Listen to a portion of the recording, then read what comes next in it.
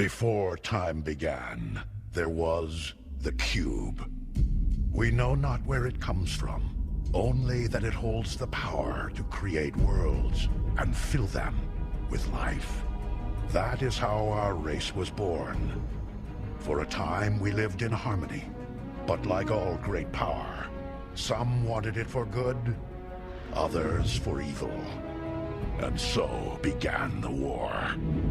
And just when all hope seemed lost, message of a new discovery. Avi Lipkin is here from Israel, and he's brought his brand new book. It's called Return to Mecca. And the title of this book, Return to Mecca, what could that possibly mean? And on the cover is a picture of a black cube. That's where the story starts. Avi, let's start right there. Yes. I believe that the Bible is a GPS. I believe that the Bible took place, a lot of it took place in Arabia. Actually, in most churches, Christians say to me, we know that Mount Sinai, the real Mount Sinai, is not in the Sinai Peninsula, but rather in northwest Saudi Arabia. It's called Jebel al-Lawz. I am the first Jew in the Jewish world who's coming to the rabbis and saying, the Torah is a GPS. Jethro, the high priest of Midian, I believe was the high priest of the Kaaba, the black stone, which is today in Mecca. There was no Mecca, it was just a black stone in those days. Our father's Jethro. He's Sheik of Midian. Moses was the son-in-law of Jethro. Moses was the understudy of Jethro for 40 years.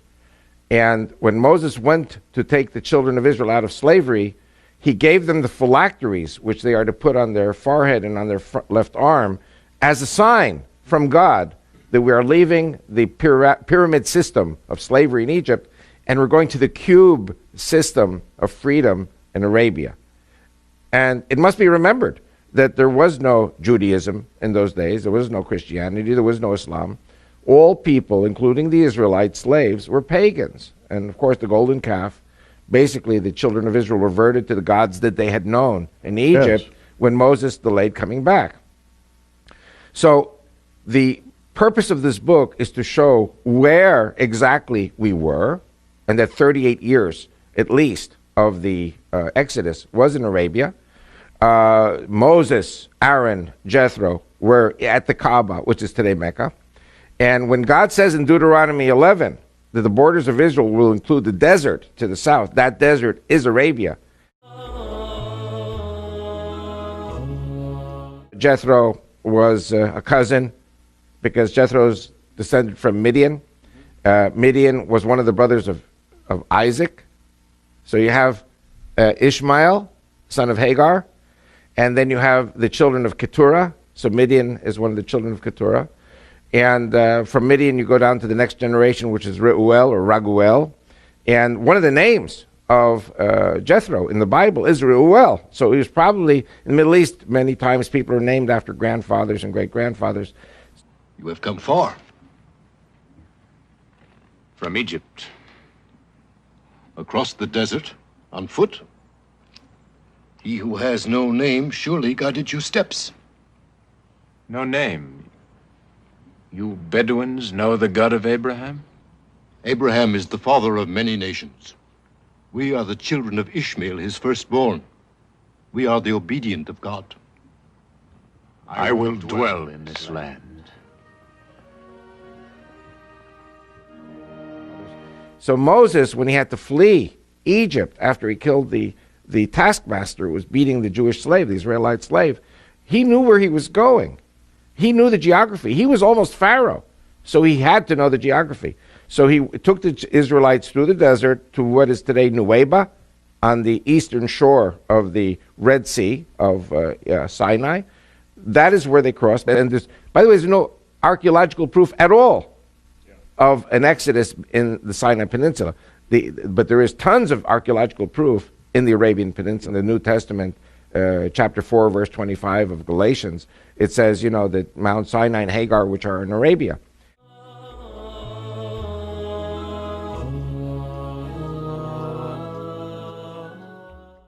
Josephus speaks very clearly that Sinai, the Ishmaelites are there, the troglodytes are there, the children of Keturah are there, the children of Esau are there.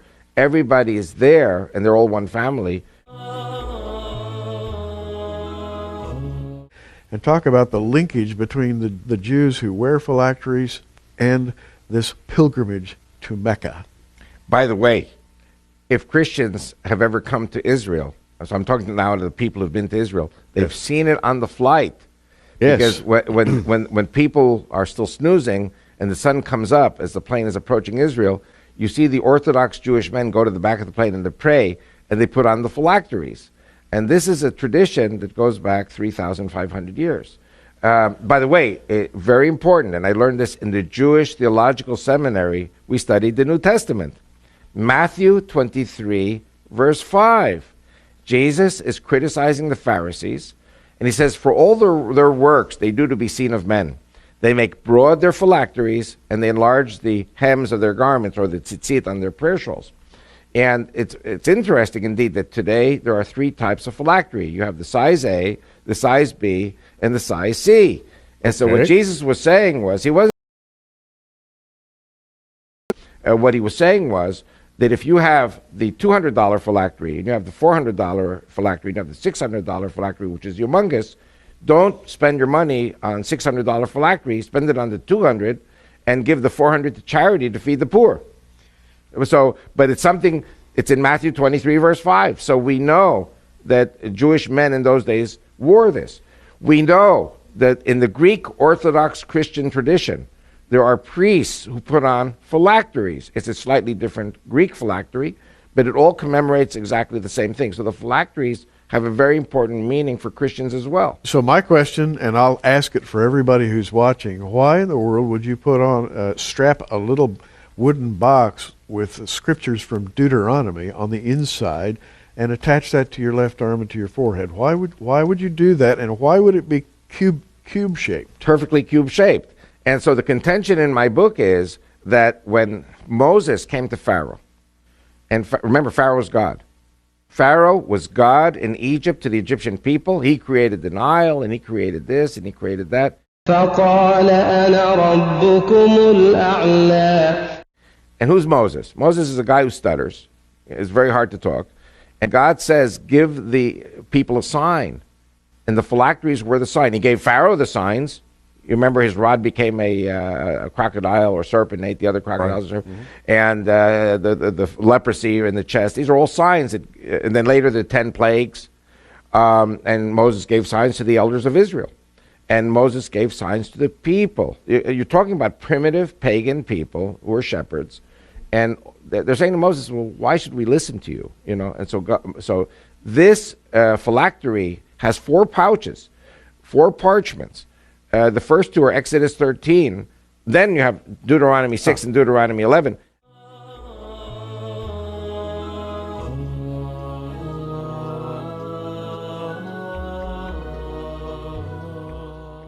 Exodus 13, we are still in Egypt. We are still in slavery. We're about to flee. But Exodus 13 talks about a sign on thy arm and frontlets between thine eyes. And, I know young people won't know the word that I'm going to say now, but there's a word that older people like you and I remember, which is, gyroscope. A gyroscope takes us directly in the direction we have to go. And Moses is leading the children of Israel out of the pyramid triangular system to the cubic square system of freedom in the desert. And again, Moses says to Pharaoh, let my people go so that they may circle me in the desert. The other 5 times, let my people go so that they may serve the Lord in the desert. But the first one is they should go around in circles. Now, Hajj is a pilgrim to Mecca. Hag is the Egyptian pronunciation. Hag in Hebrew means a holiday or going around in circles.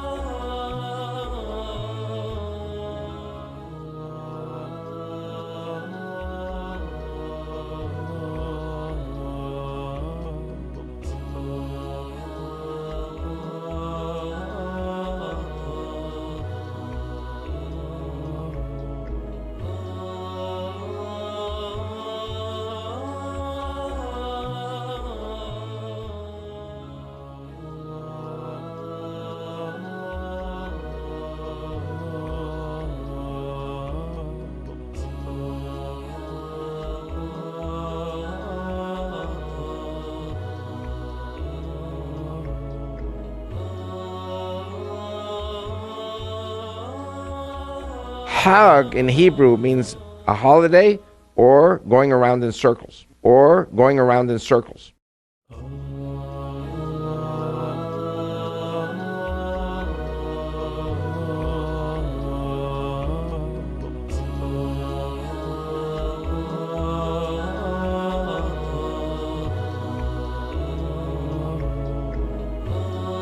Or going around in circles. Or going around in circles.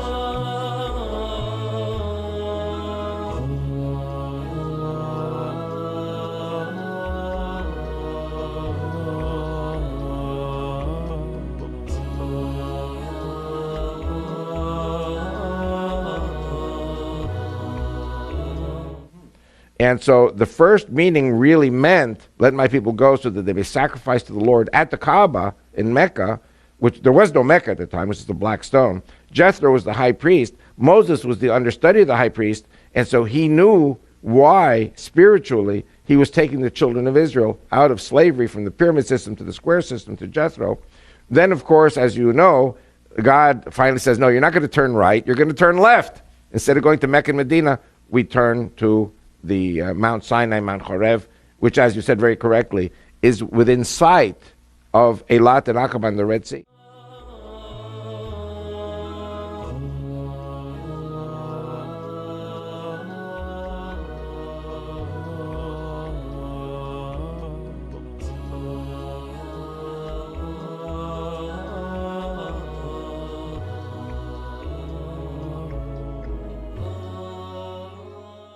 And by the way, my people, forgive me for being arrogant, are the Jews and the Christians together. Now, my contention through my book is, if we Judeo-Christians get Mecca and Medina, then we capture the flag, and it is the termination of Allah, who I say is Satan, and sending the devil to the pits of hell for 1,000 years.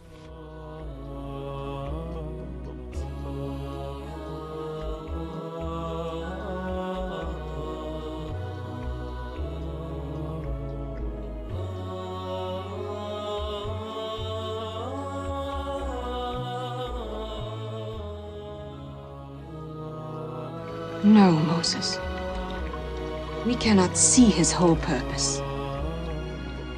Even Ishmael did not know that God drove him into the desert to be the father of a nation. Did the little boy die in the desert, my father? No. God brought Ishmael and his mother Hagar into a good land. The same God who lived on the mountain? It may be, my son. Moses, Aaron, Jethro were at the Kaaba, which is today Mecca. قال إني أريد أن أنكحك إحدى ابنتي هاتين على أن تأجرني 8 حجج فإن أتممت 10 فمن عندك وما أريد أن أشق عليك ستجدني إن شاء الله من الصالحين.